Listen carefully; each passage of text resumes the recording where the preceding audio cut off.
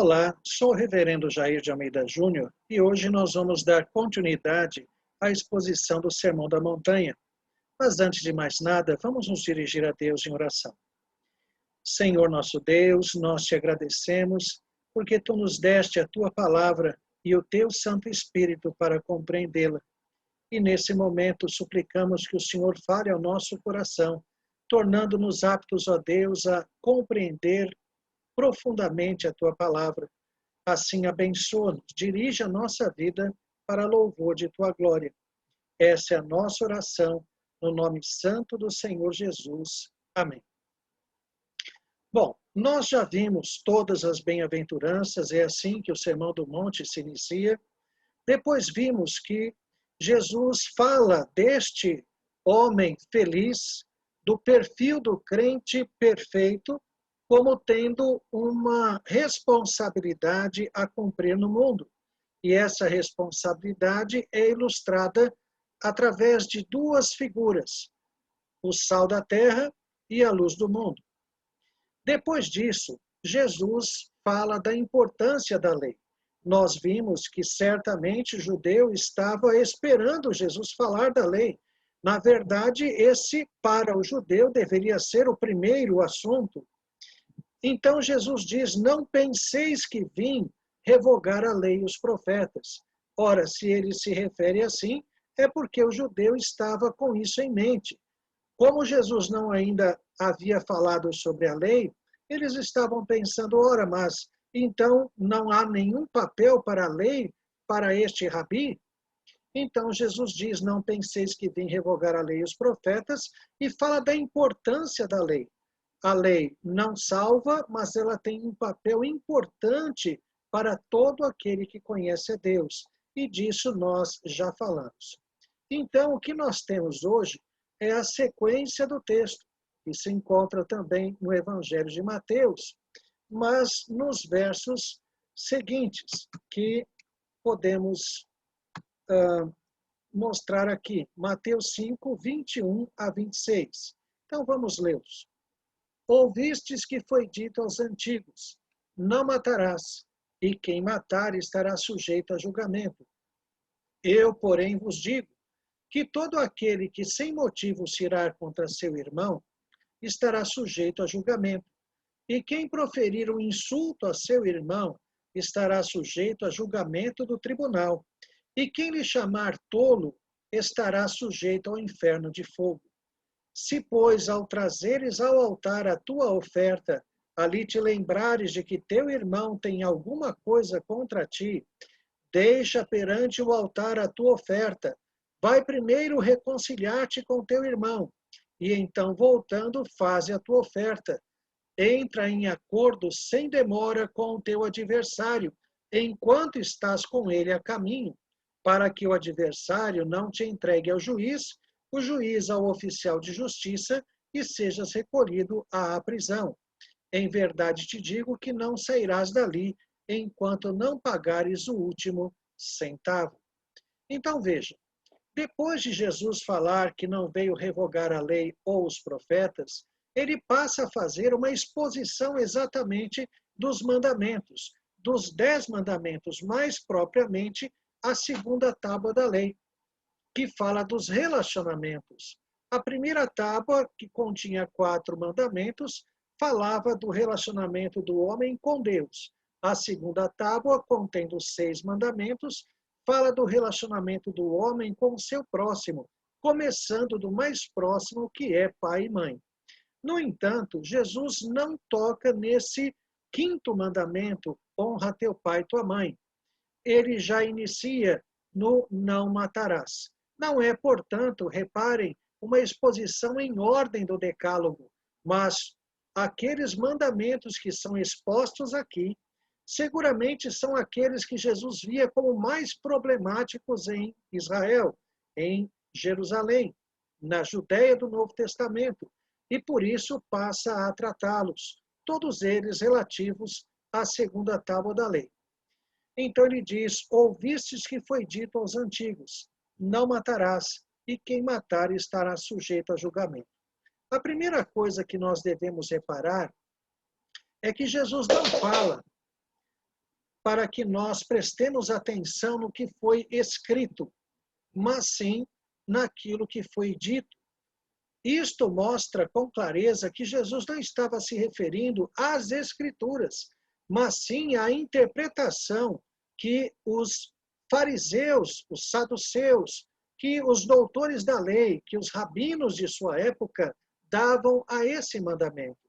Era a forma que eles, portanto, entendiam o mandamento: não matarás. Ele diz, então, ouvistes que foi dito aos antigos: não matarás, e quem matar estará sujeito a julgamento. Na lei escrita, na palavra de Deus, de fato havia implicações para aquele que matasse. Ou aquele que matasse sem motivo, a pena era morte, pena de morte. Jesus então toma este sentido e mostra que havia um sentido muito além da mera literalidade. Reparem que Jesus é o profeta semelhante a Moisés. Lá no Antigo Testamento, Moisés prometeu que Deus enviaria um outro profeta semelhante a ele. Na época de Moisés, essa profecia teve um primeiro cumprimento e um cumprimento parcial na figura de Josué, que o sucede. Agora, reparem que o nome Josué, que sucedeu Moisés, e o nome Jesus são o mesmo nome. Josué e Yoshua, no hebraico, é o mesmo nome Jesus, no grego. É a transliteração. Então, Jesus é o Josué do Novo Testamento. Ele é o cumprimento maior daquela profecia de Moisés. E Moisés, que podemos reconhecer como o grande legislador de Israel, ele, inspirado por Deus, dissertou a lei que foi recebida pelo dedo de Deus nas tábuas dos 10 mandamentos. Agora, o próprio Deus, encarnado, muito maior do que Moisés, interpreta de uma forma muito mais profunda aquilo que ele mesmo, Deus, havia dado a Moisés no Antigo Testamento. Então, por isso ele diz, vejam o contraste, ouvistes que foi dito, eu, porém, vos digo. Então, o que Jesus está fazendo é se contrapondo à interpretação dos judeus da sua época. Eu, porém, vos digo que todo aquele que sem motivo se irá contra seu irmão estará sujeito a julgamento. Então, vejam que a ira não é algo pecaminoso em si mesmo.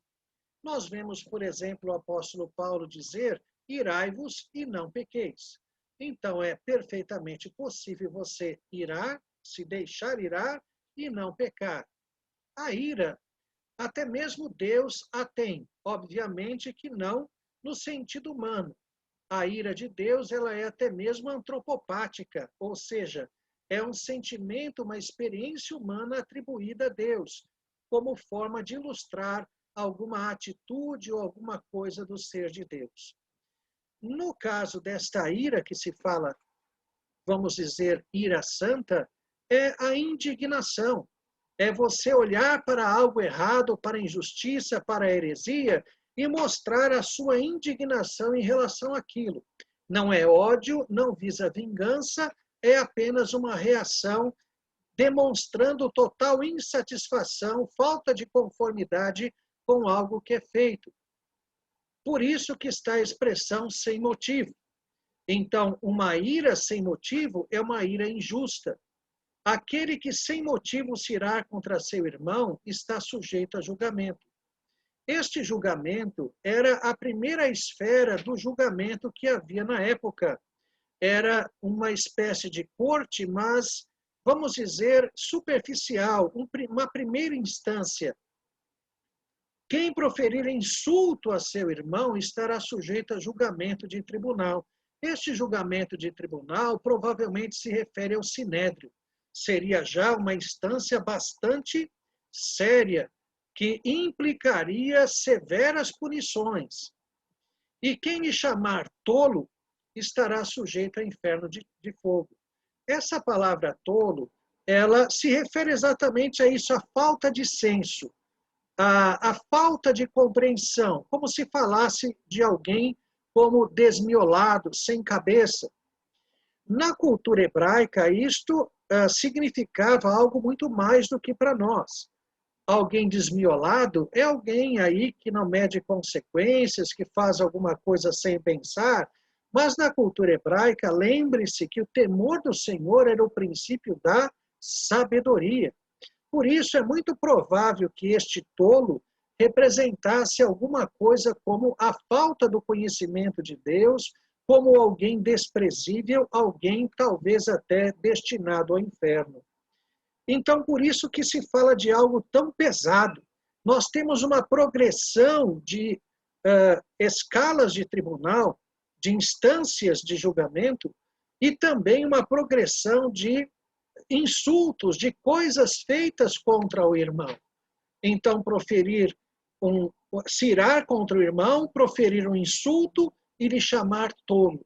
É uma escalada de atitudes ou reações contra alguém.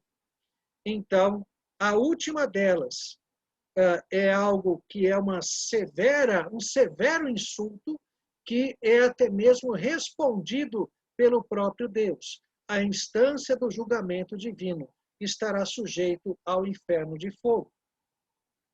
Se, pois, ao trazeres ao altar a tua oferta, ali te lembrares de que teu irmão tem alguma coisa contra ti, deixa perante o altar a tua oferta, vai primeiro reconciliar-te com teu irmão, e então, voltando, faze a tua oferta.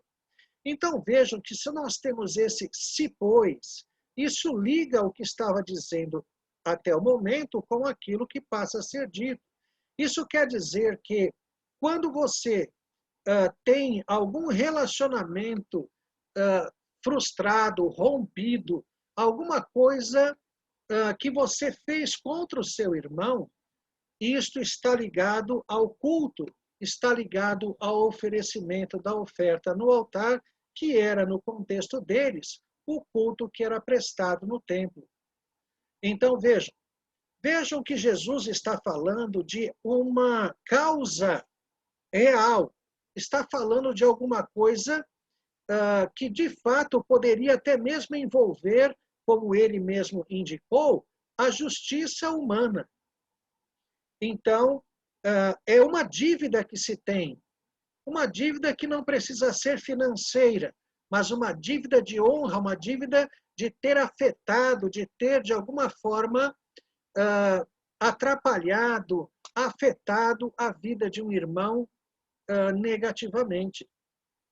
Então, se eu sei que há esta demanda contra mim, eu não devo, em hipótese alguma, ignorar isso.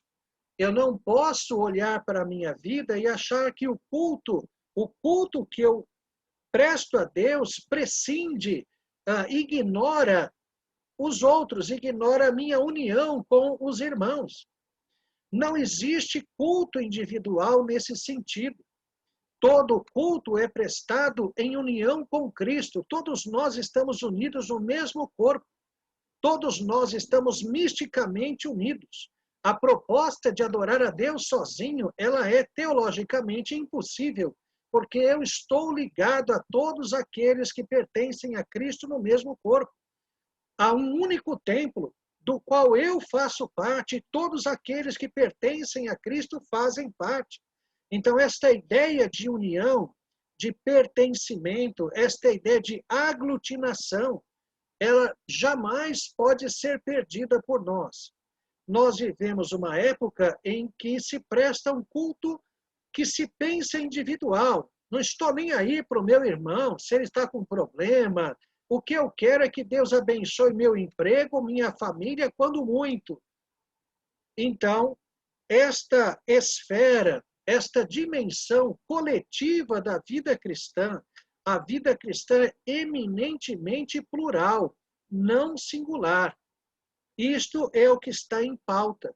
Se eu sei que algum irmão tem algo contra mim, porque eu o feri, porque eu disse algo contra ele, porque eu maltratei, então, deixa diante do altar a tua oferta, vai primeiro reconciliar-te com teu irmão e voltando faze a tua oferta. lembre-se que o mandamento que Jesus está expondo é: não matarás. Repare que existe aí uma implicação bastante severa de julgamento, a ponto de Jesus dizer: estará sujeito ao inferno de fogo. Veja que aquilo que se faz ao irmão, qualquer tipo de agressão, pode ser verbal, pode ser física, pode ser financeira, qualquer coisa que eu lesar a meu irmão, está incluído nesse mandamento: não matarás. Eu estou prejudicando a vida dele, eu estou de alguma forma o matando. Então, isto é algo muito sério, Jesus diz. E existe, então, aquilo que é chamado de sentido positivo do mandamento. Repare que a sentença está na negativa: não matarás. Isto pode levar alguém à passividade, a pensar apenas: bom, eu não vou matar alguém literalmente, não vou enterrar a faca no peito de alguém, dar um tiro em alguém, não vou prejudicar a vida dessa pessoa. Isto é bastante passivo, mas há um sentido positivo. Ora, se eu não devo matar, eu devo então promover a vida dele, eu devo me reconciliar com ele e investir na vida dele. É isso que está por trás daquilo que Jesus está dizendo. É por isso que este ambiente que eu falei, coletivo, plural da igreja, ele está formatando o texto. Por que eu não posso apresentar a Deus a minha oferta se algum irmão tem algo contra mim? Porque este culto não está sendo coletivo. Há uma ruptura. Eu estou rompido, alguém está rompido comigo. E eu devo, então, procurá-lo e acertar essa situação. Repare que Jesus, curiosamente, não fala se você tem algo contra o teu irmão. Ele diz se o teu irmão tem algo contra ti. Se nós temos algo contra alguém, é possível que, até motivado por um mal-estar, ou até mesmo por sentimentos indevidos, como ódio, eu seja levado a falar com ele. No entanto, quando nós temos a consciência de que é algo do outro em relação a nós, muitas vezes nós deixamos isso passar, como se não fosse necessário tratar. Então, o que Jesus está dizendo é que é extremamente importante haver uma reconciliação para que a igreja viva como igreja, para que o culto seja prestado como deve, em união, porque a fé, a vida com Deus é coletiva, é plural, não é singular, não é simplesmente pessoal. Então, deixa perante o altar a tua oferta, vai primeiro reconciliar-te com teu irmão, e então, voltando, faze a tua oferta. Entra em acordo sem demora com teu adversário, enquanto estás com ele a caminho, para que o adversário não te entregue ao juiz, o juiz ao oficial de justiça, e sejas recolhido à prisão. Vejam como que, mais uma vez, como tinha dito, Jesus está falando de algo que é até mesmo enquadrado na lei civil de Israel. Ele está falando de uma demanda que existia, e que, se eu não ajustar isso, se eu não der cabo disso, se eu não for atrás e resolver isso, é provável que alguém me denuncie. Pode ser que não seja nem mesmo a pessoa que foi atingida, pode ser alguém que não goste de mim, me denuncie e que eu seja assim processado, o oficial de justiça vai me prender e vai me levar à prisão. E ele diz: em verdade te digo que não sairás dali enquanto não pagares o último centavo. A palavra centavo, traduzida como centavo na língua grega, é o quadrante, que é uma das moedas de menos valor que havia. Então, por isso, traduzida como centavo. Reparem que isso é uma ilustração daquilo que nós devemos a Deus. Isto que Jesus está dizendo aqui é que o próprio Deus nos julgará. Se nós não corrigirmos o nosso procedimento, se nós não formos atrás daquela pessoa que nós ofendemos, às vezes até sem querer, porque há ocasiões em que pensamos, bom, não fiz nada de errado, a pessoa é que é muito sensível, ou ela entendeu mal, não foi essa a minha intenção, por isso não estou nem aí. Esse não é o procedimento do crente. Ele será cobrado por Deus da ruptura que ele está causando na igreja. Por isso, é responsabilidade dele ir. Quando Jesus encerra com uma descrição do que aconteceria num processo normal, civil, da lei humana ali em Jerusalém, ele não está falando simplesmente disso. Ele está falando que o mesmo se dá diante de Deus.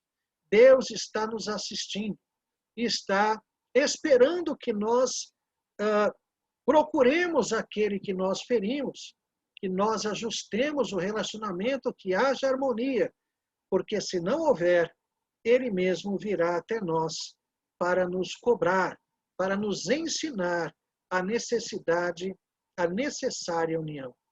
Então, meus irmãos, vivemos época muito individualista, época de muito desrespeito, de muita insensibilidade. E esse texto, então, é muito oportuno, sempre foi a palavra de Deus, mas para uma época como a nossa, de tanto egocentrismo, de tanto individualismo, de tanto materialismo, ainda mais, porque nos lembra da importância de conversarmos com os irmãos, de colocarmos a situação em dia, de termos unidade na igreja. Unidade, união, integração. Não é apenas estarmos juntos, é estarmos integrados no mesmo corpo, na mesma igreja de Cristo. Vamos orar? Senhor nosso Deus, graças te damos de todo o coração, porque tu nos deu a tua palavra, tu nos deste a tua palavra, e agora, Deus, refletindo nela, podemos tirar ensinamentos tão importantes para nós. O Senhor, ó Deus, nos ensina a importância da união, e que isso seja para nós, ó Deus, algo realmente vivencial, experimental. Que nós não vivamos, ó Deus, isoladamente, não sejamos, ó Deus, solitários no meio de uma multidão, indivíduos, ó Deus, que nós aprendamos a viver plural, coletivamente, olhando para a vida dos nossos irmãos, procurando, ó Deus, amá-los e promover a vida deles. Se nós afetamos alguém, quer deliberadamente ou não, que nós, ó Deus, procuremos essas pessoas e assim estabeleçamos de novo a paz e a unidade entre o teu povo. Que nós não nos acostumemos a prestar um culto sem, ó Deus, olhar para o próximo, para aqueles que muitas vezes, ó Deus, ferimos. Perdoa-nos, desperta-nos e ajuda-nos. É a nossa oração no nome de Jesus. Amém. Paramos por aqui. Se Deus permitir, em breve continuaremos a exposição do Sermão da Montanha. Que Deus abençoe a todos.